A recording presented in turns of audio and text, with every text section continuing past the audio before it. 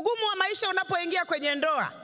Tumesoma kiapo hapa katika utajiri na katika nini? Inatokea mwanaume alikuwa na kazi nzuri. Wanaume hapa wanaume huo mtihani wao sio shida yao. Hii shida ya wanawake. Mwanaume akiwa na pesa,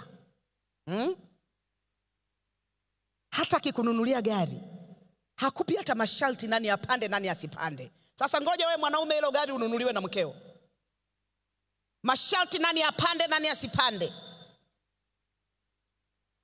Mwanamke hata kama hajaenda darasa hata hili, alafu mumewe amesoma madarasa mpaka pameandikwa hakuna shule tena, watu hawatajua. Huyu baba anamleta mkewe hapa juu, anamheshimisha, anakuwa mtu wa heshima, wala watu hawajui.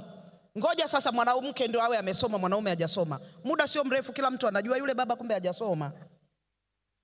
Wanawake tupone kwa jina la Yesu. Inatokea mwanaume alikuwa na kazi nzuri, baada hiyo kazi au hiyo biashara inafilisika.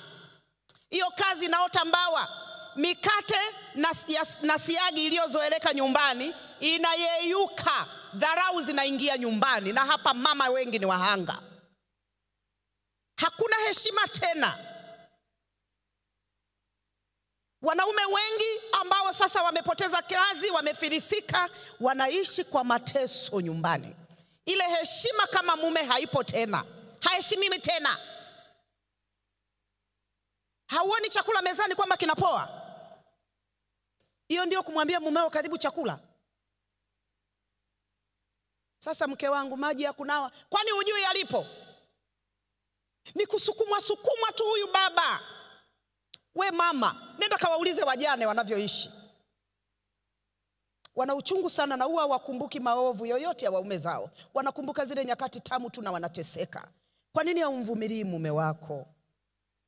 Mwanaume alikuwa na kazi nzuri, sasa amestaafu. Baada ya kustaafu, we mama mmeshirikiana hela zote mmemaliza. Sasa huyu baba amebaki kale kadogo tu anakopokea kale ka mwisho wa mwezi.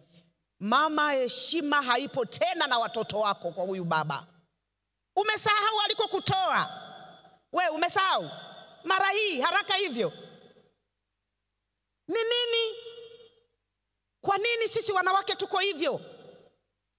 Kwa nini? Na ndio maana vijana na wafundisha, mzidi mkeo. Huyo unayetaka kumuoa, fanya kazi, unafanya kazi moja, tafuta nyingine. Wanawake sio wazuri sana kama mume kipato kiko chini. Ni wachache wacha Mungu bado wapo. Anakuwa na kipato kuliko mumewe na watu hawajui, na heshima inakuwa pale pale. Ila hao ni wachache. Hawa wengine wanaosali tu hawana uhusiano na Yesu hawawezi hayo maneno. Watu wa Mungu, tuvumiliane. Kwa nini umpe mumeo manyanyaso?